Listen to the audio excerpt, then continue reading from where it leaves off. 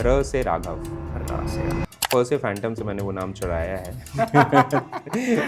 अनुराग कश्यप भाई please copyright case मत करना। कुछ लॉ कुछ है क्या जो फ्रीलांसर से स्पेसिफिकली आर्टिस्ट उनके लिए मैं बात कर रहा हूँ? आप लोगों को कोई भी चीज पेमेंट वाली जो है it should be, it must be in writing में अगर वो नहीं है कल को प्रूव करना बहुत डिफिकल्ट हो जाएगा। 2-3 लाख फंसे हैं मार्केट में। लीगल नोटिस देना हो तो बता देना। कितने सारे लोग होते हैं जो प्रॉपर्टी ले लेते हैं बिना लॉ जाने, और किस पे प्रॉपर्टी ले रहे हैं? नामांतरण पे, कि यार इनका तो नामांतरण में नाम लिखा हुआ है। आप डिफरेंस जानिए लॉ और प्रैक्टिस में। जस्ट बिकॉज कोई प्रैक्टिस सालों से चली आ रही है वो इलीगल, मतलब लीगल नहीं है। When it comes to religious sentiments, loud music हमें देखने को सुनने को मिलता है। अगर 45 डेसिबल से ऊपर साउंड होता है 10 बजे, रात को 10 बजे से 6 बजे तक, तो वो गलत है, that is illegal, this is law. Protest की याद आ गई मेरे को। बिल्कुल। जब इतना कुछ हुआ तो उसके भी कुछ होते हैं क्योंकि बहुत दोनों तरफ के कॉन्फ्लिक्ट ऑफ इंटरेस्ट देखने को मिले। अगर पीसफुल प्रोटेस्ट हो रहा है तो वहाँ पे आपको पावर यूज करने की जरूरत नहीं है, लाठीचार्ज यूज करने की जरूरत नहीं है। और एक तो 2016 में केस लॉ हुआ जहाँ पे कंपनसेशन दिया था 2-2 लाख रुपए का, लाठीचार्ज हुई थी। राइट टू प्राइवेट डिफेंस आपको गारंटी करती है ये राइट कि अगर आपकी जान खतरे में है, थ्रेट इमीडिएट है और इमिनेंट है, ठीक है, आप बिल्कुल अपने प्रोटेक्ट करने के लिए जितना फोर्स जरूरी है यूज कर सकते हो। स्वागत है आपका फ्लोटिंग आइडियाज के एक और नए एपिसोड में। लॉ यानी कि कानून, ये सब शब्द जो हैं वो सुनने में ना बड़े भारी लगते हैं और ऐसे देखा जाए तो होते भी हैं। और आमतौर पर कहा जाता है कि यार इन सब चीज़ों से आप जितनी दूरी बनाकर रखें उतना आपके लिए अच्छा है। लेकिन अगर हम इसको दूसरी तरफ से लें तो अगर आप इनको समझ लें तो शायद ये हमारी ज़िंदगी को और ज़्यादा आसान बना सकते हैं। अगर हम बहुत ज़्यादा इससे अवेयर रहें इन चीज़ों से तो काफ़ी सारी जो मुश्किलें होती हैं हमें आम जिंदगी में, उसमें ये हमें हेल्प कर सकते हैं। अब इन पे बात कौन करेगा? बात करने के लिए आज के हमारे जो गेस्ट हैं, इनका नाम है राघव सिंह। पेशे से ये एक लॉयर हैं और आज ऐसी कई तमाम ऐसी चीज़ें होती हैं रोज़मर्रा की ज़िंदगी में जिनसे हमें दो चार होना पड़ता है, लेकिन क्योंकि हम इससे अनअवेयर रहते हैं, हमें पता नहीं होता कि यार क्या राइट्स हैं हमारे, लॉ में इसका क्या नियम है, इसके कारण हम शायद सोचते हैं कि यार कौन इन सब चीज़ों में फंसे, अपने काम पर ध्यान देते हैं और शायद हम निकल जाते हैं। लेकिन आज इन सब चीज़ों पर हम प्रकाश डालेंगे और हमारे साथ हैं राघव सर। राघव भैया, स्वागत है आपका। Thank you so much Shubham, it's a privilege to be here, thank you so much. Finally हम कर रहे हैं, यहाँ पर आप आ चुके हो। सबसे पहले मैं जानना चाहूँगा आपके बारे में। अभी तक मैंने आपको सिर्फ एज अ लॉयर, आपके इंस्टाग्राम के थ्रू आपको जाना है कि आप ऐसे सामाजिक मुद्दों पर कुछ चीज़ें जो मैंने अभी बात करी कि लोगों को नहीं पता होता है, उन सब चीज़ों पर आपको इन्फॉर्मेशन देते हुए सुना है। आपकी जर्नी कैसे शुरू हुई उसके बारे में सबसे पहले बताइए। तो शुभम भाई, मैंने नेशनल लॉ यूनिवर्सिटी लखनऊ से ग्रेजुएशन किया। उसके बाद मैं कुछ टाइम DMRC में था। उसके बाद मैंने रॉयटर्स करके एक कंपनी है, न्यूज़ एजेंसी है, वहाँ पे भी मैंने लीगल सेल में उनके काम किया। और अब उसके बाद मैंने खुद का एक इनिशिएटिव भी स्टार्ट किया है जिसका नाम है द मेंटोरशिप प्रोजेक्ट। अब उसमें हम करते क्या हैं कि वैसे बच्चे जिनके पास access to quality legal education नहीं है या लीगल मेंटरशिप नहीं है, हम उनको मेंटरशिप देते हैं। हमारे पास across India more than 500 mentors हैं जो कि जजेस हैं, एडवोकेट्स हैं, ब्यूरोक्रेट्स हैं। हम उनकी मेंटरशिप करते हैं और मतलब अभी पिछले साल हमारे 5 बच्चे सिविल जज का एग्ज़ाम क्रैक किया है। तो ऐसे it's going on well, touch wood, मतलब अभी तक तो बढ़िया चल रहा है। तो हाँ, ये है। और मैं मेंटरशिप आज से नहीं दे रहा हूँ, इट्स बीन ईयर्स जब से मैं बच्चों को मेंटर करता आ रहा हूँ। तो वही मेरा पैशन था, मुझे लगा कि यार why to just restrict it कुछ बच्चों के लिए, तो वही मैंने स्टार्ट किया एंड टच वुड और वो अच्छा चल रहा है, बढ़िया चल रहा है। और उसी के थ्रू आई थिंक आप मेरे से कनेक्ट हुए थे। तो बट आपके जो मेंटोरशिप प्रोग्राम में जो लोग हैं वो तो कहीं ना कहीं इसी फील्ड को इंस्पायर करते हैं, तो इसमें हैं। लेकिन जब हम बात करते हैं हम जैसे लोगों की, आम लोगों की, तब यहाँ पर बहुत सारी ऐसी चीज़ें होती हैं जो काम आती हैं। मैं उन सब चीज़ों के बारे में आज आपसे बात करना चाह रहा हूँ। बिल्कुल। तो मैं सबसे पहले एक मिथ ब्रेक करना चाहता हूँ कि हम बचपन से सुनते आते हैं कि भगवान हमें 2 चीज़ों से बचाए, एक हॉस्पिटल से और एक कोर्ट से, है ना। 2 चंगुल बहुत बेकार होते हैं। तो भाई कोर्ट से बचने के लिए ये मतलब नहीं है कि आपको लॉ से बचाए, लीगल राइट्स जानना तो ज़रूरी है ना, तब तो बचोगे ना वहाँ से। तो इसीलिए लीगल राइट्स इम्पॉर्टेंट हैं, हम सबको जानना चाहिए कि लीगल राइट्स, हमारे कुछ राइट्स ऐसे जिस फील्ड में आप हो क्या है। और एक मिथ है कि जो लॉ है ना वो लॉयर्स के लिए, काला कोट जो पहने हैं उनके लिए है। और टू अ सर्टेन एक्सटेंट क्यों कहते हैं India is a paradise for lawyers, क्योंकि हमारा लॉ बहुत कॉम्प्लेक्स है भाई लॉ मतलब जितना कॉम्प्लेक्स होगा, हाँ कॉन्स्टिट्यूशन में आपने इतने आर्टिकल डाल दिए, है ना। हाँ अभी वो BNSS अभी कॉडिफाइड, मतलब अभी फिर से आया था, जो 3 एक्ट्स आए, क्यों आए, क्योंकि लॉ को सिंपल करना था। इंडियन पीनल कोड 1860 से चल रहा है, हाँ। इतने सारे लॉ हैं प्री इंडिपेंडेंस से, कि हमको आपको इसको जितना सिंपल रख सको, जितना जनरल लोग इसके बारे में जान सकें, वो हमारे लिए अच्छा होगा। तो दिस इज द और आप रीजन। हाँ सही बोल रहे हो। जब मेरे साथ भी होता है, बहुत बार पॉडकास्ट के लिए मुझे रिसर्च करनी होती है, कभी कभी लॉस पढ़ने होते हैं, तो जब मैं देखता हूँ वो इतने भारी होते हैं, 0.8 0.6 0.1, और फिर उसमें इतना बड़ा पैराग्राफ, और उसकी जो लैंग्वेज होती है वो भी ऐसी खतरनाक होती है कि बिल्कुल उसको प्रोसेस करने में वक्त लगता है। बिल्कुल हम अभी बात करने वाले हैं normal day to day life में, जो एब्सोल्युटली। कहीं ना कहीं शायद मैंने भी और हमारी ऑडियंस में भी काफ़ी सारे लोगों ने इस चीज़ को एनकाउंटर किया होगा, लेकिन समझ में नहीं आता कि इस चीज़ का करें तो करें क्या। राइट। और हम सब कामकाजी लोग हैं, तो लोगों को लगता है कि यार कहाँ उलझेंगे, किसको कंप्लेंट करेंगे और क्यों करेंगे, तो एक काम करते हैं, ठीक है लेट इट गो। बट होता क्या है कि कभी भी कोई चीज़, प्रॉब्लम जो है वो रुकती नहीं है, वो बढ़ती चली कभी जाती भी है। ऐसे। स्टार्ट कर रहा हूँ मैं एक छोटे से एग्जाम्पल से।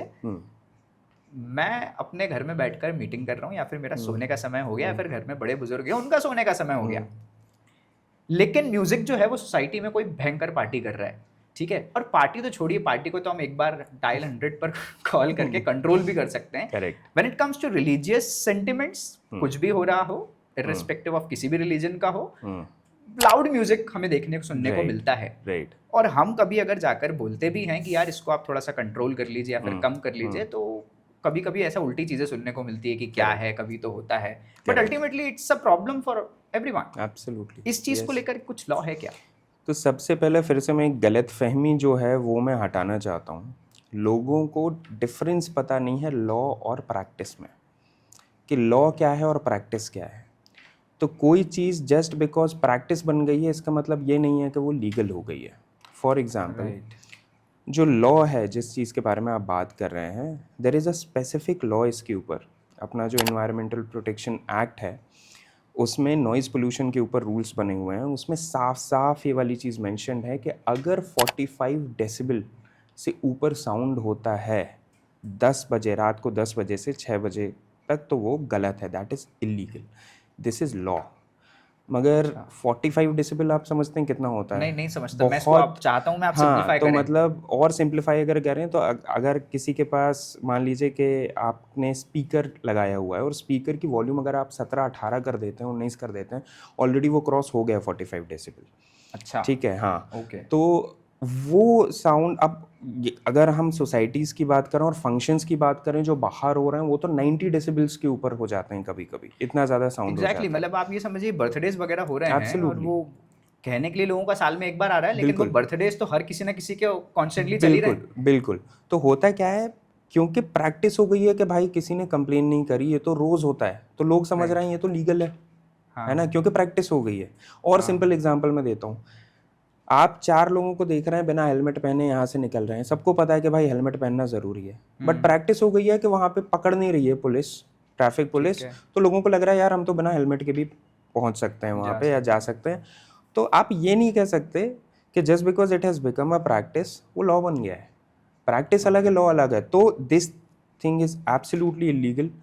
वी मतलब we are religious by nature, हम सब लोग रिलीजियस हैं, हम रिस्पेक्ट करते हैं रिलीजन की, कोई भी रिलीजन हो, बट चाहे बर्थडे पार्टीज़ हों, चाहे कोई भी पार्टी हो, अगर वो डेसिबल 45 डेसिबल के ऊपर 10 बजे से, अगर 10 बज गए उसके ऊपर हो रहा है, तो वो गलत है। इवन अगर मैं डे की बात करूं, 45 डेसिबल है, डे में तो 55 डेसिबल है, सिर्फ 10 डेसिबल के ऊपर है, तो दिन में भी आप तेज साउंड नहीं कर सकते। आपको स्पेसिफिक रिटन परमिशन चाहिए होगी कंसर्न्ड अथॉरिटी की।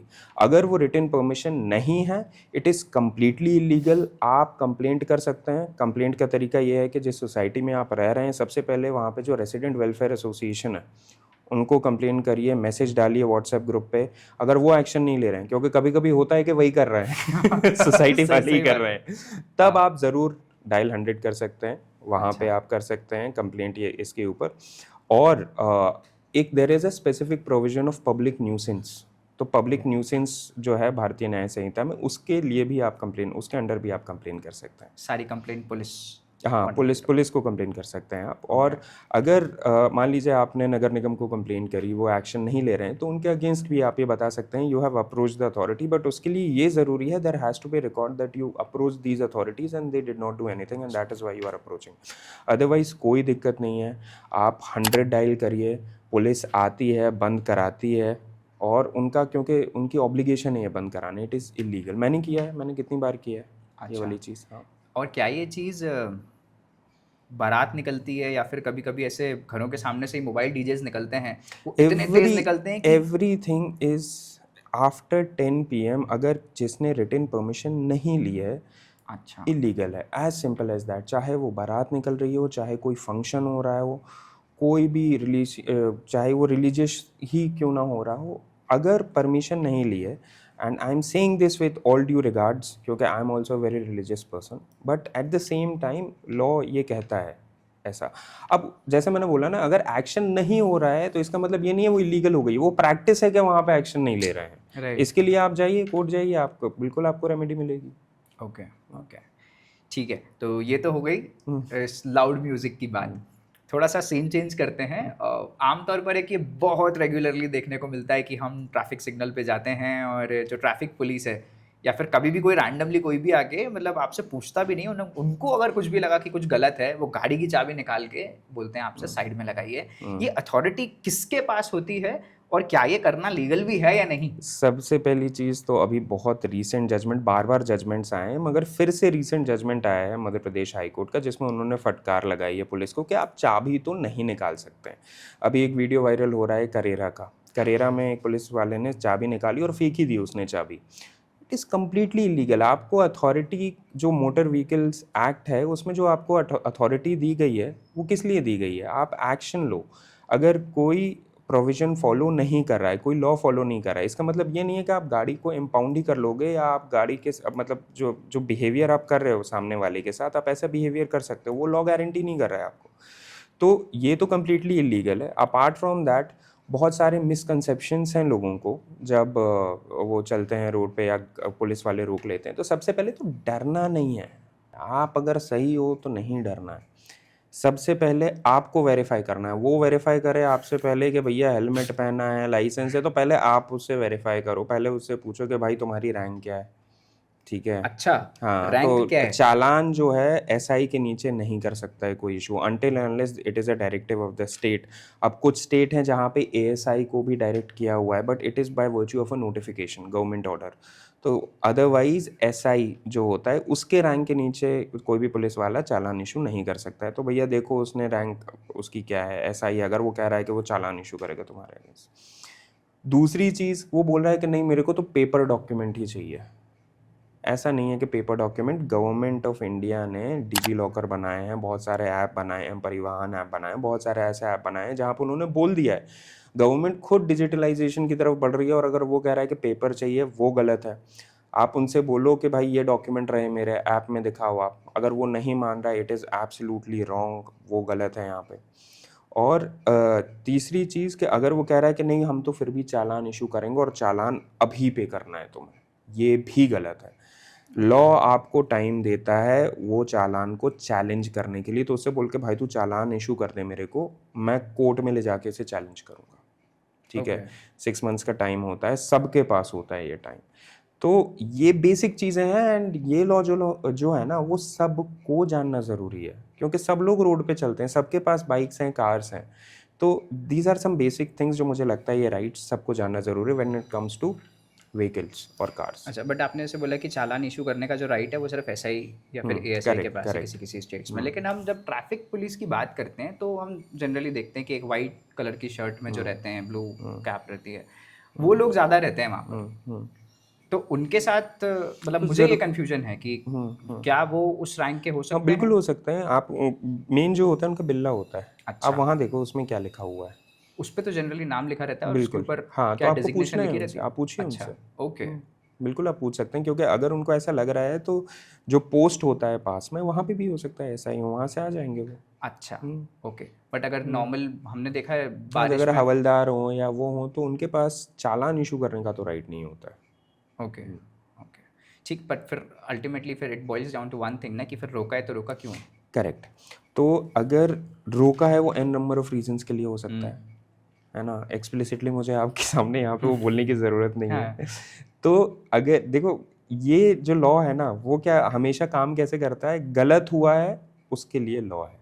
तो अगर उसने गलत किया है तो आपके पास लॉ है, उस समय अगर वो नहीं मान रहा है तो ये नहीं है कि भाई झगड़ने लगे, चांटा मार दिया, है ना, बाइक लेके दौड़ गए, है ना, ये नहीं करना, उसे करने दो, जो कर रहा है उसे करने दो, बाद में आप उसे चैलेंज कर सकते हो, उसके लिए एविडेंस बनाओ, सबसे बढ़िया चीज़ है रिकॉर्डिंग कर लो। देयर इज अ लॉ, इसमें भी कंफ्यूजन है लोगों को कि भाई आप पुलिस वाले को रिकॉर्ड नहीं कर सकते, बिल्कुल गलत है ये। आप पुलिस स्टेशन में under the directions of the supreme court her police station में सीसीटीवी कैमरा लगा दिए गए हैं, और जहाँ पे नहीं लगाए गए हैं वहाँ पे फिर से डायरेक्शन दिया है कि यहाँ पे जो मैजिस्ट्रेट्स हैं वो पुलिस स्टेशंस जाएं और इंश्योर करें कि कैमरे लगे हुए हैं, देखें वहाँ पे कि कैमरे लगे हुए हैं। तो भाई जब पुलिस स्टेशन के अंदर ही सीसीटीवी कैमरे लगा दिए गए हैं, that is it is a public space, right. तो है हम ना। तो अपने कैमरे आप से अगर भी अपने कैमरे से किसी भी पुलिस वाले को रिकॉर्ड कर रहे हो and that person is doing a public duty, it is not wrong, you are absolutely right, आप कर सकते हो रिकॉर्ड उनको। तो अगर आप कैमरा कर रहे हो, वो कोई भी प्रोसीडिंग कर रहा है, मान लो अगर वो ये कह रहा है कि नहीं मैं तो चालान इशू कर रहा हूँ, निकालो कैमरा, करो शूट, कोई दिक्कत नहीं है। ओके वो नहीं कर सकता, अगर आपका कैमरा छीन रहा है, कर रहा है, ये बिल्कुल गलत है। कम से कम उतना तो रिकॉर्डिंग आ जाएगा ना। ओके ठीक है, ये तो हो गए थोड़े से भारी टॉपिक्स पर बात, इसको अब थोड़ा सा लाइट करते हैं। मैं अपनी फील्ड के बारे में बात करना चाहूँगा। हम एज एन आर्टिस्ट अलग अलग तरह से काम करते हैं एंटरटेनमेंट फील्ड में। राइट। बहुत एक बड़ा समस्या होता है हम लोगों के साथ, जो होता है पेमेंट्स को लेकर के। Absolutely. क्योंकि जो सैलरीड एम्प्लॉयड है उसको पता है कि 1 तारीख, 5 तारीख, 10 तारीख कभी भी गिरनी ही गिरनी है। But it comes to artist, बोल दिया जाता है कि हाँ मतलब एक फंडामेंटल रूल है कि यार काम खत्म हो गया तो आपकी पेमेंट होनी चाहिए। बट हम अपना ज़मीर थोड़ा सा हम भी करते हैं कि यार काम खत्म हुआ है तो तुरंत ना बोलें, but next day it is understood. ये सिर्फ इसका कोई कॉन्ट्रैक्ट कुछ नहीं होता, एक वर्ड ऑफ माउथ पे चलता है ये ज़्यादातर बिजनेस। अब ये सही है या नहीं सही है, नहीं है मुझे नहीं पता, बट ऐसा चलता है कि यार ठीक है हो जाएगा, फिर वो कल होगा, परसों होगा, इस दिन होगा, ऐसे करते करते तारीख पे तारीख, तारीख पे तारीख, तारीख पे तारीख मिलती जाती है, लेकिन पेमेंट नहीं होता है। क्या करना चाहिए, कुछ लॉ कुछ है क्या जो फ्रीलांसर से स्पेसिफिकली आर्टिस्ट उनके लिए मैं बात कर रहा हूँ आपसे? यार अगर आप ऐसे पूछोगे कि स्पेसिफिकली फ्रीलांसर के लिए कोई लॉ है, तो ऐसा कोई सिर्फ फ्रीलांसर के लिए तो लॉ नहीं है, बट जनरल लॉ है, वो सबको कवर करता है, including freelancer, including even a normal person who is offering any sort of service. ठीक है, सबके लिए कवर करता है। अब वो लॉ है क्या, वो है इंडियन कॉन्ट्रैक्ट एक्ट। ठीक है, अब इंडियन कॉन्ट्रैक्ट एक्ट ये कहता है कि जो अग्रीमेंट होता है, ऑफर होना चाहिए, एक्सेप्टेंस होना चाहिए, उसके बाद जो अग्रीमेंट है उसमें कंसिडरेशन हो गया तो वो वैलिड है। Even verbal agreement is also valid. ठीक है, वर्बल अग्रीमेंट। बट अगर डिस्प्यूट हो गया तो प्रूव कौन करेगा उसे, मेन बात तो ये आ जाती है ना। तो प्रूव कौन करेगा, तो इसीलिए सबसे पहली चीज सारे क्रिएटर्स जो नए हैं जो पुराने हैं, भाई आप लोगों को कोई भी चीज़ पेमेंट वाली जो है, it should be, it must be in writing. Writing में अगर वो नहीं है, कल को प्रूव करना बहुत डिफिकल्ट हो जाएगा। अब राइटिंग का मतलब ये होता है कि सबके पास एक लेवरेज होता है। एक जो क्रिएटर जो ऑलरेडी इस्टेब्लिश्ड क्रिएटर है, उसके बहुत सारे फॉलोअर्स हैं, तो वो ये कह सकता है कि नहीं भाई मेरे को तो फॉर्मल अग्रीमेंट में एंटर करना है तुम्हारे साथ, उसकी प्रॉपर स्टैंपिंग होगी, नोटराइज होगा, रजिस्टर होगा, जो भी है वो ये डिमांड कर सकता है। बट अ क्रिएटर जो अभी स्टार्ट कर रहा है ना, उसके पास इतनी लेवरेज नहीं होती है, तो उनको मिनिमम क्या करना चाहिए, उससे दूसरी चीज़ प्रोफेशनलिज्म भी दिखता है। आप उनसे ये बोलो कि भाई ये मेरी आईडी है, ठीक है, जो भी हमारे टर्म्स हैं, आप ये जो मेल आईडी है आप इसमें मेरे को प्लीज़ सेंड कर दो। ठीक है, इतना भी अगर नहीं हो रहा है, सबसे इजी क्या है, व्हाट्सएप, वो तो सबके पास है। तो भाई आप व्हाट्सएप पे इंश्योर करो कि जो पेमेंट आप कर रहे हो वो व्हाट्सएप पे आ जाए, उसको डिलीवर हो जाए। ये this is the minimum you should do. Verbal में मत करो, वर्बल में यही होगा क्योंकि बड़े बड़े जो एंटिटीज होते हैं वो एक्सप्लॉइट भी करते हैं छोटे छोटे क्रिएटर्स को। तो वो अगर वहाँ पे एक रिकॉर्ड क्रिएट हो गया, आ गया कि यहाँ पे है, तो कुछ नहीं तो भाई कल से कम आप उसको लीगल नोटिस तो दे पाओगे। अच्छा, नहीं मतलब ये तो शायद मुझे शायद थोड़ा सा कंफ्यूजन हो रहा है, मैं इसको और सिंप्लीफाई करना चाह रहा हूँ कि ये बात पहले रिटर्न उसमें कर ली जाए एग्जैक्टली व्हाट्सएप के क्या एग्जैक्टली मैसेजेस के थ्रू नॉर्मल या फिर मैसेजेस के थ्रू अच्छा प्रॉपर वो मैसेज वैलिड होता है in anything and everything should be in writing. आप मैसेज करो, सिर्फ बात की बात नहीं करें, व्हाट्सएप कॉल रिकॉर्ड तो वैसे ही उसका कोई नहीं लॉजिक है। आप उसको प्रॉपर मैसेज करो। फॉर एग्जाम्पल, अब मैं एग्जाम्पल के थ्रू करता हूँ, हाँ मुझे आपको एंगेज करना है, मैंने बोला यार शुभम भाई इसके ऊपर आपको बनाना है, रील हम्म बनाना है, इसका इतना क्या कहते हैं मैं आपको पेमेंट करूंगा। ठीक है बात हो गई, ठीक ठीक है है। अब आपको इसको मुझे रिकॉर्ड क्रिएट करना है, आप कैसे करोगे? आप ये करोगे कि राघव भाई wonderful having this conversation with you, तो मैं उस दिन आ जाऊंगा और आप मेरे को इतना पेमेंट दोगे, ये होगा। अब आपने रिकॉर्ड क्रिएट कर दिया उसका, ओके मैंने डिनाई नहीं किया, मैंने उसमें थम्स अप कर दिया, at least you have a record. Right but right more formal जो तरीका होता है इसका, मोर formal form is through an email. आप अपना रजिस्टर्ड क्रिएटर हो, पहले दिन से रजिस्टर्ड ईमेल आपका होना चाहिए, और जो क्रिएटर वाला नाम है बेटर है उसमें हो। अच्छा ठीक है, जैसे आपके फ्लोटिंग आइडियाज़ हैं तो it can be like floatingideas@gmail.com। Right उसके थ्रू आप उनसे बोलो कि भाई आप अपना ईमेल आईडी दे दोगे मुझे, because I am keeping a record of all my payments या ऑल माई वर्क, उसके लिए मुझे ज़रूरी है। तो यहाँ पे आपने एक फॉर्मल एग्रीमेंट में एंटर भले ही ना किया हो, बट एक फॉर्मल रिकॉर्ड क्रिएट हो गया है आपका। And this is something which is going to help you in a long run. क्योंकि क्या होता है, देखो बिजनेसेस का आजकल मैं बता दे रहा हूँ कि 80% जो चीज़ें होती हैं ना, वो लॉ जानने, कोर्ट में जाने से पहले ही ख़त्म हो जाती हैं। हाँ हाँ इसीलिए अगर आपको लॉ पता है, अगर आपको अपने राइट्स पता है, कैसे हम्म डिस्प्यूट हुआ, आपने बोला कि भाई आप इतना पेमेंट है, वो कह रहा है नहीं है पेमेंट, मैंने तो इतना बोला था, आपने दिखाया कि यार ये मैं ईमेल भेजा है, मैंने ये भेजा है, बोला नहीं है, आपने लीगल नोटिस भेजा। अब वो क्या है, जिसको आप लीगल नोटिस भेज रहे हो उसकी भी तो एक रेपुटेशन है ना, उसका तो रेपुटेशनल लॉस होगा, राइट है ना। तो वो कोर्ट नहीं जाएगा, 90% यहीं पे ख़त्म हो जाएगा। वो बुलाएगा कि यार आओ यार छोड़ो जो भी है अपन यहाँ पे ख़त्म करते हैं, बट उसके लिए भी आपके पास रिकॉर्ड होना ज़रूरी है। तो ये अग्रीमेंट जो होता है ये इंडियन कॉन्ट्रैक्ट एक्ट में आता है। तो ऐसे करके सिर्फ क्रिएटर स्पेसिफिक लॉ नहीं है, बट लॉज इन जनरल है। अब वही मैंने बोला ना, अब आप कितने अवेयर हो कि उसमें से छांट लो कि हाँ भाई ये लॉ मेरे लिए, ये लॉ मेरे लिए, ये चीज़ ओके है ना। ये I think and which is very important, क्योंकि क्रिएटर्स की कम्युनिटी लार्जेस्ट ग्रोइंग कम्युनिटी है, और जहाँ पे ग्रोथ है वहाँ पे डिस्प्यूट है, और जहाँ पे डिस्प्यूट है वहाँ पे लॉ है। 2-3 लाख फंसे हैं मार्केट में आप बता लोग भी देना, फंसे होंगे कुछ कुछ है ना लीगल नोटिस देना हो तो बता देना, अपने Done. दोस्त है निकलवाते हैं। ठीक है ऑलराइट दूसरी तरफ चलते हैं कंज्यूमर्स की तरफ जनरल जो एक हम सभी हैं आप मैं सब लोग जितने बैठे हैं सब बिल्कुल लोग हैं बिल्कुल। आपने एक रील डाली थी उसमें बहुत अच्छा वो था मुझे भी देख के बहुत इंटरेस्टिंग लगा कि यार वो जो एक रहता है कि goods one sold can not be taken back इस तरह के और कौन सी क्योंकि ये मुझे भी नहीं पता था इसके बिल्कुल। बारे में थोड़ी सी बात करते हैं कि अगर कोई सामान कुछ खरीदता है और कहीं लिखा रहे कि हम वापस नहीं लेते बिल्कुल। इसका क्या लॉ क्या होता है तो क्या होता है कि इसके पहले जो एक्ट था, सबसे पहले एक्ट जो था कंज्यूमर स्पेसिफिक, वो 1986 में कंज्यूमर प्रोटेक्शन एक्ट आया। वो बहुत पुराना हो गया भाई, 1986 का एक्ट है। तो गवर्नमेंट को लगा कि भाई अब डिजिटलाइजेशन हो रहा है, बहुत सारी चीज़ें आ रही, तो 2019 में उन्होंने नया एक्ट पास किया, कंज्यूमर प्रोटेक्शन एक्ट। जो अब उसमें उन्होंने एक अथॉरिटी भी इस्टेब्लिश कर दी, ठीक है, CCPA उसका नाम है।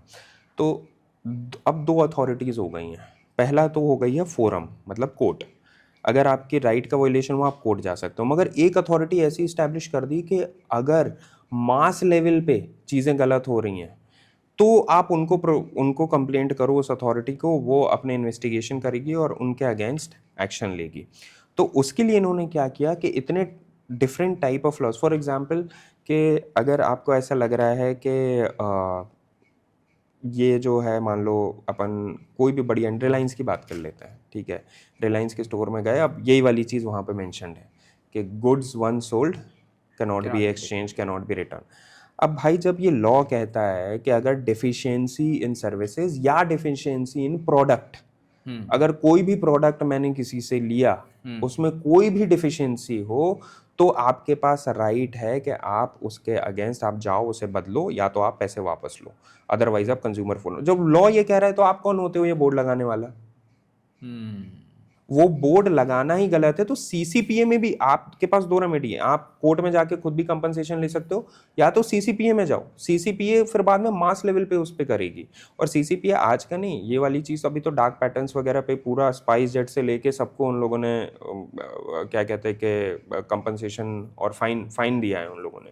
तो ये चीज़ हो रही है और बहुत अच्छी चीज़ है ये। तो इसलिए कंज्यूमर प्रोटेक्शन जो एक्ट है उसमें बहुत सारी चीज़ें हैं। जो नया वाला है, अगर आपने कोई प्रोडक्ट खरीदा है या कोई सर्विस अवेल कर रहे हो, अगर आपको ऐसा लगता है कि ये गलत प्रोडक्ट ही गलत ले लिया है, चाहे वो अमेज़ॉन हो, चाहे वो स्विगी हो, चाहे वो जोमेटो, अक्रॉस इंडस्ट्रीज कोई भी सर्विस या प्रोडक्ट गलत लिया है वापस करेंगे। और इसका मैं क्लासिक एग्जांपल आपको दे रहा हूँ ना, लॉ हमारे पास ऑपरेट करता है जहाँ पे हो आप। ब्लिंकिट, कुछ दिनों पहले की बात है, ब्लिंकिट पे, क्योंकि इन लोगों ने ये क्यों किया है, नए कंज्यूमर प्रोटेक्शन एक्ट को इनकॉर्पोरेट करने के लिए, जो रूल्स हैं उसको इनकॉर्पोरेट करने के लिए किया है। तो मैंने चिप्स का पैकेट मंगाया और जो चिप्स का पैकेट आया वो सॉगी था। तो मैंने ब्लिंकिट में तुरंत मैंने उनको बोला कि यार ये तो गलत आ गया। उन्होंने बोला कि आप फ़ोटो भेज दो या वीडियो भेज दो 5 सेकंड का। हाँ। मैंने फ़ोटो भेजी, उन्होंने तुरंत विदिन 2 मिनट्स पैसे मेरे वापस आ गए। अच्छा, किसी ने वेरीफाई नहीं किया आगे जाके कि वो और ज़्यादा गलत है, ये है। तो ये क्यों हो रहा है? क्योंकि उन्हें भी पता है कि अब एक ऐसी अथॉरिटी आ गई है जो क्रोर्स में आपके ऊपर फाइन लगा सकती है। तो उन्होंने अपना इंटरनल मैकेनिज्म ही ऐसा बना लिया है कि सब करने लगे हैं।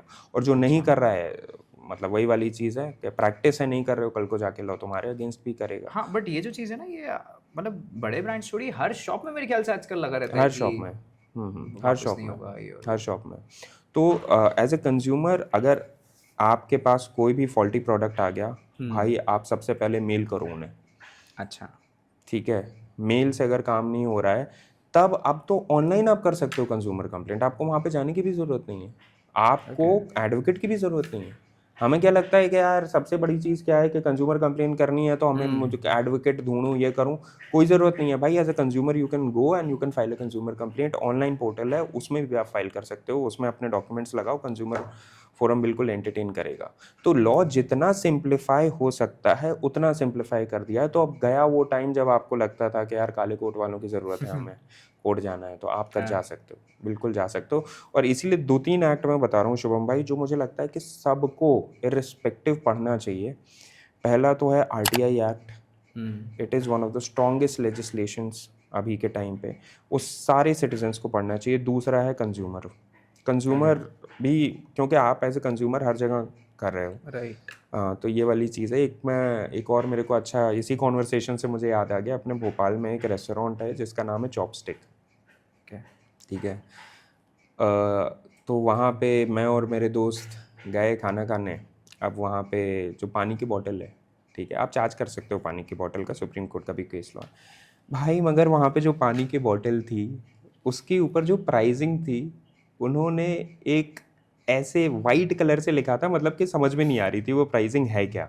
अच्छा, ऐसा होता है ना जैसे ब्लैक में जनरली होती है, उन्होंने जो ट्रांसपेरेंट टाइप का कुछ जो यूज़ किया था उसमें लिखा। खाना वाना हो गया, हम लोग बैठे, हमने बोला कि बिल लाओ। देखा कि पानी के बोतल का प्राइस जो था वो 150-200 जो भी लगा रखा था। हमने बोला चलो ठीक है भाई, तुमने लगा दिया, ये बिल दिखाओ। बिल में लिखा है आइस टी। अच्छा। हमने बोला कि आइस टी तो हमने ली नहीं, आइस टी कब ली? तो उन्होंने बोला नहीं नहीं वो पानी की बोतल ली ना। मैंने बोला भाई आइस टी कैसे हो गई वो? तो बोला नहीं नहीं हमारे सिस्टम में ऐसा है कि हम जो पानी की बोतल है उसको हम आइस टी की तरह चार्ज करते हैं। मैंने बोला भाई तो तुम किस सिस्टम से, ऐसे कौन से लॉ में ऐसा चार्ज कर रहे हो? कहते नहीं नहीं वो हमारे सिस्टम में प्रॉब्लम है ऐसा। हमने मना किया, हमने बोला नहीं करेंगे हम पे। उसने बोला नहीं नहीं पे तो करना पड़ेगा। हमने बोला कि भाई देखो, अगर तुम ये चाह रहे हो पे करना तो हम अभी तो पे कर देंगे, बट फिर हम जाएंगे कंज्यूमर कोर्ट तुम्हारे अगेंस्ट, और तुम्हें पता है फिर क्या होगा। बस इतना ही बोला हमने, ठीक है। उसने जितने पैसे लिए थे पानी के बोतल के सारे हमें रिफंड कर दिए। और अब उनके यहाँ पानी की बोतल ये वाली मिलती भी नहीं है, वही किनली बिस्लरी जो भी है वही मिल रही है। तो वही मैं कह रहा हूँ कि लॉ जानने का मतलब ये होता है कि 80% काम तो सिर्फ आपके अगर आप लॉ जानते हो तभी हो जाएगा, कोर्ट जाने की जरूरत नहीं है। वो 20% में ही आपको बहुत अगर रिगरस होगा तभी जानना पड़ेगा। तो इसीलिए ये सारी चीजें जरूरी है। एक और सिचुएशन है जो उसमें भी कहीं ना कभी इंसान का पाला पड़ ही जाता है, अनफॉर्चुनेटली नहीं पड़ना चाहिए बट पड़ जाता है, हेल्थ इश्यूज को लेकर के हॉस्पिटल्स वाला केस। ऐसे करेक्ट। में ना मतलब आमतौर पर पता तो रहता है कि हाँ आजकल जैसे वो हो गया है कि कोई आया तो सबसे पहले आप डायरेक्ट काउंटर पे पैसे नहीं मांग सकते हो, राइट बट राइट। स्टिल ऐसे बहुत सारी चीज़ें होते हैं कि हम ना इमोशनली इंसान इतना ज़्यादा चार्ज्ड होता है कि उस समय वो बोलता है कि हाँ आप तो ले लो ये, पर मुझे ऐसा लगता है कि, और मैं काफ़ी सुनता भी हूँ कि गलत फ़ायदा उठा लेते हैं कि नहीं पहले तो आप इतना पे करो या फिर कुछ भी है। तो ऐसे कोई केसेस आपने सुने हो या फिर ऐसी कोई चीज़ें बिल्कुल है। जो जनरल लोगों को वही पता होना चाहिए, बिल्कुल वो क्या बिल्कुल। होना सो चाहिए? सबसे पहले तो बात आ जाती है कंसेंट की। ठीक है। फॉर एग्ज़ाम्पल कि किसी का एक्सीडेंट हुआ है ना, अब वो एक्सीडेंट ऐसा है कि वो लेके गए उस पर्सन को और उनको एडमिट करा दिया। अब देखो, दो एग्जांपल दूंगा मैं इसमें समझाने के लिए कि कंसेंट वर्क कैसे करता है लॉ में। कि अब वो अनकॉन्शियस है, उठ ही नहीं रहा है, जो पर्सन उसे लेके गया वो भी उसे जानता नहीं है, वो वहाँ पे था तो वो उसे लेके गया। अब हॉस्पिटल उसका ट्रीटमेंट इसलिए नहीं रोक सकता है क्योंकि वो वेट कर रहा है उसकी कंसेंट का या उसके किसी गार्जियन की कंसेंट का। राइट। अगर उसकी लाइफ बचाना है और सिर्फ एक मेडिकल प्रोसीजर से उसकी लाइफ बचेगी तो आपको मेडिकल प्रोसीजर तुरंत करना ही करना है, आप मना नहीं कर सकते हो। This is the law, this is settled law. ठीक अच्छा। है, हाँ, ओके। आप नहीं मना कर सकते हो। ठीक है। ये कौन सी बात हो गई? ये बात हो गई जब पर्सन जो है कंसेंट देने की सिचुएशन में नहीं है, सिचुएशन वो में, तो स्थिति में ही अनकॉन्शियस नहीं है। है। ठीक है। अब दूसरी बात पे आ जाते हैं। वो बंदा कॉन्शियस है, ठीक है, पेशेंट। पेशेंट कॉन्शियस, हाँ कॉन्शियस है, वहाँ पे उसके रिलेटिव भी हैं नहीं भी है, मगर वो कॉन्शियस है, he is in a position to give consent. और इंजरी ऐसी इंजरी नहीं है जहाँ पे क्या कहते हैं कि आपको ऐसा लग रहा है कि लाइफ थ्रेटनिंग इंजरी है, कुछ जो भी है। अब मान लो चोट लगी, सर पे टाँके लगाने हैं। अब टाँके लगाने की बात करोगे तो क्या होगा, कितने टाइप के आ सकते हैं। एक तो नॉर्मल जो टाँके लगते हैं वो, एक आजकल आ गया है प्लास्टिक सर्जरी, है ना। अब जो नॉर्मल टाँके लगते हैं वो तो आपके कम प्राइस में लग जाएंगे, बट प्लास्टिक सर्जरी का जो प्राइस होगा ना वो 10x होगा। बिल्कुल। तो बिना कंसेंट लिए उन्होंने क्या किया, प्लास्टिक सर्जरी कर दी और आखिरी में बोल दिया कि भाई ये रहा आपका बिल, हाँ। है ना। तो उसने बोला भाई मैंने तो कंसेंट ही नहीं दी थी, राइट। है ना। ये गलत है। अगर पर्सन कॉन्शियस है उसके पास पूरा राइट है डिनाई करने का, नहीं ये जो प्रोसीजर है मुझे इसके अंदर नहीं जाना है। अगर फिर भी ये किया गया है, और आजकल हॉस्पिटल्स के बिल्स इतने ज़्यादा आ रहे हैं तो उनको क्या लगता है कि जो टॉप मोस्ट है, सबसे ज़्यादा जो जिसमें अपने को प्रॉफिट हो रहा है, वो मेडिकल प्रोसीजर अडॉप्ट करते हैं। तो बहुत सारे लोग क्या कर रहे हैं, हॉस्पिटल्स ऐसा प्रैक्टिस भी हो रही है कि कहीं कहीं पे क्या होता है, जो कंसेंट फॉर्म हो रहा है हो सकता है बाद में साइन कराएं। तो यहाँ पे आदमी को बहुत अवेयर हो जाना है कि अगर आप जा रहे हो, देखो कि आपको कोई भी मेडिकल प्रोसीजर के पहले कंसेंट फॉर्म साइन करवाया जा रहा है क्या। और अगर आप वो साइन नहीं कर रहे हो तो आपके जो गार्जियन साइन कर रहे हैं, तो अब उनकी रिस्पॉन्सिबिलिटी हो जाती है कि वो पूरा पढ़ के साइन करें, ऐसे साइन ना करें। ठीक है, कि बिना कंसेंट के ही आपने उनको वो कर दी, क्यों? क्योंकि उनके लिए तो एक बिजनेस हो गया। अब तीसरी चीज़ आ गई है, एक लॉ है एक्सीडेंट के केसेस में जिसका गुड समैरिटन लॉ इम्प्लीमेंट हो गया है। मतलब पहले क्या होता था कि अगर किसी का एक्सीडेंट हो जाता था तो हमें ऐसा लगता था कि यार खून निकल रहा है, कौन पड़े इसके चक्कर में, कल को पता चला हमने इसको उठा के दिया, पुलिस हमसे ही पूरा क्या कहते हैं इन्वेस्टिगेशन करने लगी, हमें ही डिटेन कर लिया, अपन क्या करेंगे। तो इसके लिए गुड समैरिटन लॉ है। गुड समैरिटन लॉ क्या कहता है कि अगर एक्सीडेंट हुआ है और आपने वहाँ देखा कि उस आदमी का एक्सीडेंट हुआ है, आप उसे लेके गए हॉस्पिटल, हॉस्पिटल वाले आपसे पर्सनल डिटेल्स नहीं ले सकते हैं।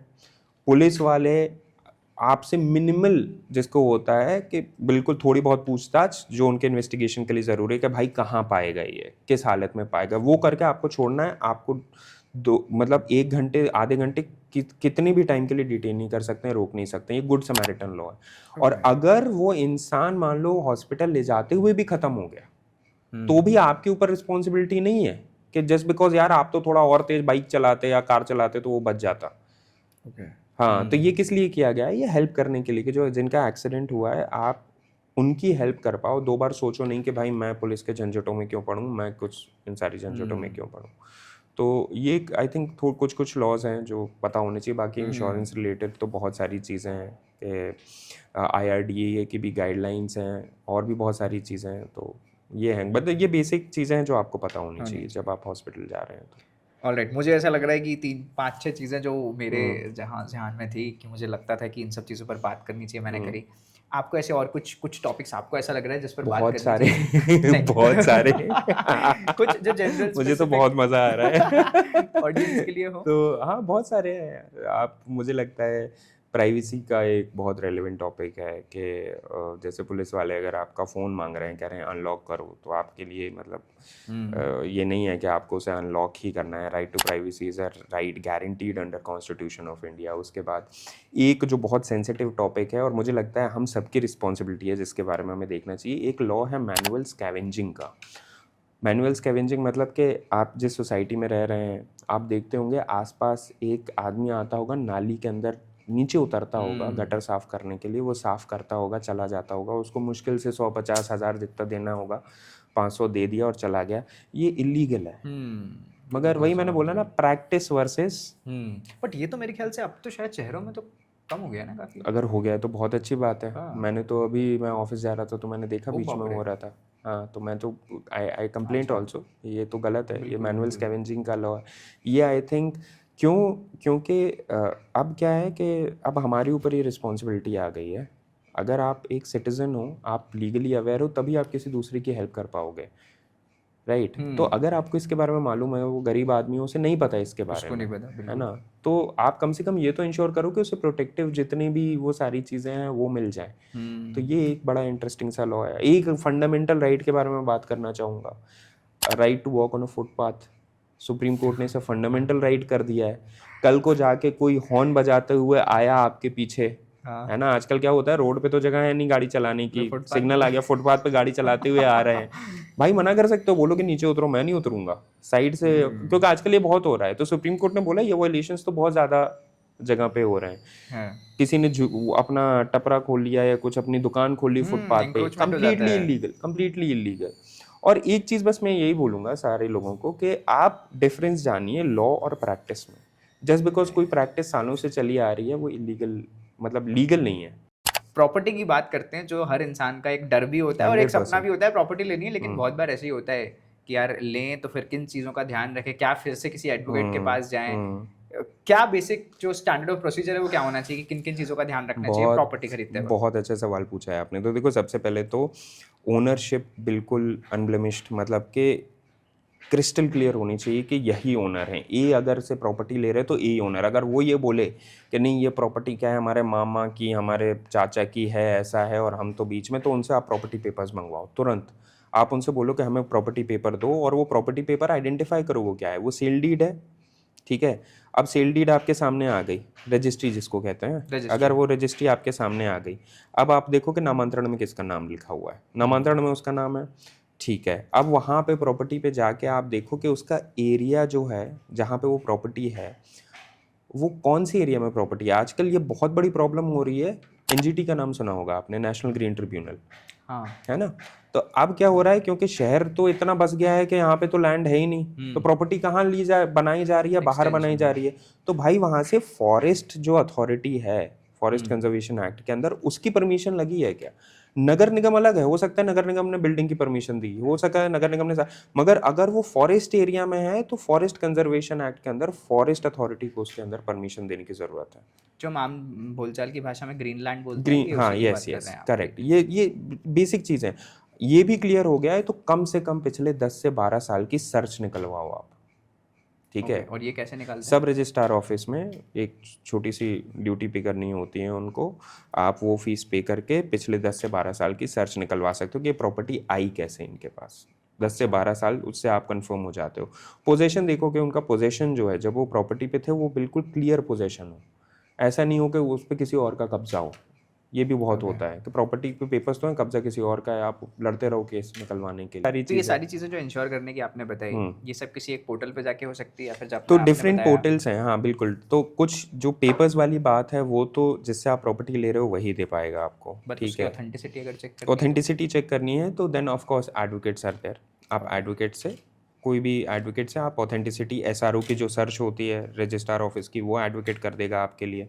Okay. जो नामांतरण है वो चेक कर देगा। वो सारी चीज़ें जो हैं वो किसी भी अच्छे एडवोकेट को अगर आप दोगे, ये सारी चीज़ें वेरीफाई हो क्योंकि ना जाएंगी। मैंने ये जनरली देखा है, जब हम कुछ खरीदने कुछ भी करने आते हैं ना, तो वो ऐसे देखते हैं, हाँ लो ना, ये रखा है सब कुछ, ये बिल्कुल। रखा है, अब उसको वेरीफाई करेगा वेरीफाई कौन? कौन करेगा? और वो चीज़ सही है कि नहीं वो कैसे पता वही चलेगा? तो, हमारे लिए तो भैंस बराबर है ना, लॉ वाला हाँ, अक्षर। एग्जैक्टली हमें तो नहीं पता, हमें लगता है कि चलो ठीक है, बोल दिया इसने, सही है।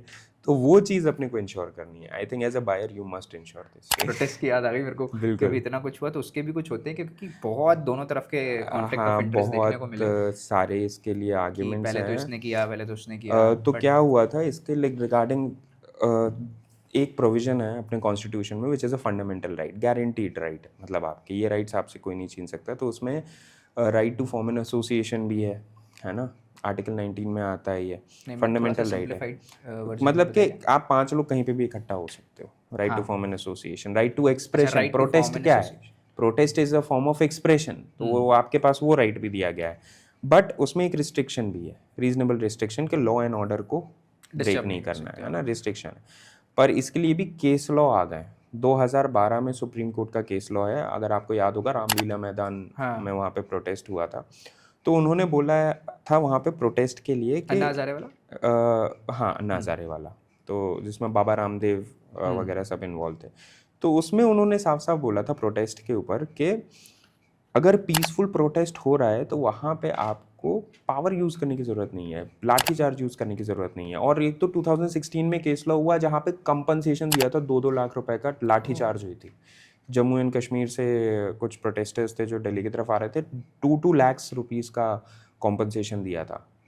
तो प्रोटेस्ट हो रहा है, अगर वो पीसफुल तरीके से हो रहा है, अगर लॉ एंड ऑर्डर डिस्टर्ब नहीं कर रहा है, तो उनके पास ये राइट है, ठीक है। बट जहाँ पे लॉ एंड ऑर्डर की बात आ जाती है, तब तो भाई ऑफ कोर्स स्टेट के पास राइट है, बट एक्सेसिव पावर यूज़ करने का राइट नहीं है। फॉर एग्जांपल, अभी जो सुप्रीम कोर्ट में केस चल रहा है, पैलेट गन्स यूज़ करे गए हैं, है ना। ऐसा भी कुछ लॉ होता है क्या? मैंने कहीं पढ़ा ही था कि लाठी चार्ज का मतलब you can not hit the लाठी अबव द वेस्ट। करेक्ट। तो एक ये इसी लॉ का एक्सटेंडेड वर्जन है कि जो फोर्स होना चाहिए वो रेसिप्रोकल फोर्स होना चाहिए, जो सामने जितना आपको इंश्योर करने के लिए। अगर सामने वाला तलवार लेके आ रहा है ना, सामने वाला खुद ही आयरन रॉड लेके बैठा है, तब बिल्कुल मारो सर पे। वो तो स्टेट भी मारेगा, क्योंकि अगर वो नहीं मारेगा तो पुलिस वाला मरेगा, है ना। तो वो रेसिप्रोकल फोर्स यूज़ करता है। मगर सामने वाले के पास कुछ है ही नहीं भाई, वो एक कार्ड लेके खड़ा हुआ है वहाँ पे, ठीक है, सेव ट्रीज का। वहाँ पे वो हो सकता है झंडा लेके खड़ा हुआ है, कुछ भी लेके, तो वो तो नहीं करेगा ना, हिट नहीं करेगा। तो वहाँ पे अगर आप उसके सर पे लाठी मार रहे हो, या पैलेट गन यूज़ कर रहे हो, या फॉर एग्जाम्पल कोई भी एक ऐसी चीज़ यूज़ कर रहे हो जो एक्सेसिव फोर्स है, वो गलत है, वो नहीं कर सकते। तो इक्वल अमाउंट ऑफ फोर्स ही होना यस, इक्वल और इक्विवेलेंट अमाउंट ऑफ, क्योंकि एग्जैक्ट कितना फोर्स यूज़ हुआ वो तो मेजर नहीं कर सकते, but equivalent amount of force use करना है। धक्का दे सकते हो, अगर वो आ रहे हैं सामने तो भाई रोको, आप उन्हें धक्का दो। मतलब जैसे ही वो वायलेंट प्रोटेस्ट हो सकता है, तब तो of course they have rights. Okay. और ये प्रोटेस्ट की बात से अगर हम पीछे आए थोड़ा सा, कि जब हम डे टू डे लाइफ में अगर कोई ऐसा क्राइम सीन पर ही अगर ऐसे हमारे साथ ही कोई होने लगा, कोई अटैक करने आ गया, फिर चोर वो वगैरह तो कुछ भी है, 100% आपके पास राइट टू प्राइवेट डिफेंस है। राइट टू प्राइवेट डिफेंस आपको गारंटी करती है ये राइट कि अगर आपकी जान खतरे में है, थ्रेट इमीडिएट है और इमिनेंट है, ठीक है, आप बिल्कुल अपने प्रोटेक्ट करने के लिए जितना फोर्स ज़रूरी है यूज़ कर सकते हो। इंदौर वाला इंसिडेंट हुआ था, वो चढ़ गया था गाड़ी पे बॉटल लेके, एक हैरियर पे चढ़ गया था, वो बॉटल मार रहा था एक आदमी, छोटा सा डिस्प्यूट हुआ था रोड पे। तो वहाँ पे बिल्कुल वो गाड़ी अगर चला भी देता तो भी it wasn't wrong, this was because क्योंकि देखो प्रोपोर्शनैलिटी कैसे देखी जाती है। आपने जोश करके एक मूवी है, वो देखी है, ठीक है। उसमें क्या होता है कि शाहरुख खान मारता है, ठीक है, सामने वाला जो एक्टर होता है उसको। दोनों लोग ऐसे गन लिए हुए थे, ठीक है, सामने था गन, आपने ली हुई, मैंने, सामने एकदम गन है। अब जो मारेगा वो बच गया, है ना। तो अब अगर प्रोटेक्ट, अब उसने मार दिया वहां पे, तो हो सकता है वो भी right to private defence claim कर ले। हो सकता है जोश का जो नेक्स्ट पार्ट आए उसमें राइटर्स को मैंने एक छोटी सी स्क्रिप्ट दे दी है, थोड़ा लीगली अवेयर बनाना है तो ये कर सकते हो आप। All right. तो काफी सारी चर्चा हो गई है, राघव जी ने हमें है एजुकेट कर दिया है अच्छा खासा तमाम चीज़ों को लेके, जितना कुछ मेरे दिमाग में आ रहा था। हालांकि और भी चीज़ें हैं, बट समय उतना है नहीं। But thank you so much Raghav ये करने के लिए कि यार बहुत सारी चीज़ों Thank you so पर बात much. करना बहुत ज़रूरी था और मुझे लगता है कि बिल्कुल। पब्लिक डोमेन में ऐसी इन्फॉर्मेशन होनी ही चाहिए। 100%. आम तौर पर इतनी सारी चीज़ें होती है और मैं सही बता रहा हूँ कि हम उसको सोचते हैं यार जाने दो, बट सही बात है आपने बोला कि लॉ तो एक अलग चीज़ है, आप अगर अवेयर भी हो गए, आपके पास अगर इन्फॉर्मेशन भी है तो आपका काम हो जाता है। 100%, 100%. And thank you so much for bringing me to this platform, क्योंकि आप इतना अच्छा काम कर रहे हो। मैंने आपके दूसरे पॉडकास्ट भी देखे हैं, तो अभी आप एनिमल राइट्स के ऊपर आपने बताया हाँ कि उसके ऊपर किया था, तो you are doing amazing work, क्योंकि आज के टाइम पे सही चीज़ का एम्पलीफिकेशन होना ज़रूरी है जो आप कर रहे हो। आप कैंपस एम्बेसडर हो उसके। Thank you so much. Thank you so much. Alright, so this brings us to the end of this episode. अगले एपिसोड में एक और नए गेस्ट होंगे जिनसे हम किसी और टॉपिक पर बात करेंगे। टिल देन कोई भी अगर लीगल इशू होता है तो आपको कैसे कनेक्ट कर सकते हैं लोग, बताइए। इंस्टाग्राम बढ़िया, डीएम करो। ओके, तो ये इनका पेज है जिसका नाम है र से राघव, रा से राघव। फर्स्ट से फैंटम से मैंने वो नाम चुराया है। अनुराग कश्यप भाई प्लीज कॉपीराइट केस मत करना। ऑलराइट, तो ऐसे कोई अगर किसी चीज़ में आप फंसते हैं, आपको लगता है, तो डेफिनेटली इनसे आप कनेक्ट कर सकते हैं, इनको डीएम कर सकते हैं, रिप्लाई डेफिनेटली करेंगे। और इसी तरह का और कंटेंट देखने के लिए हमारे चैनल को सब्सक्राइब करिए। And till then just keep enjoying the life. Thank you so much. Thank you so much. Alright, बढ़िया। कट कर सकते हैं।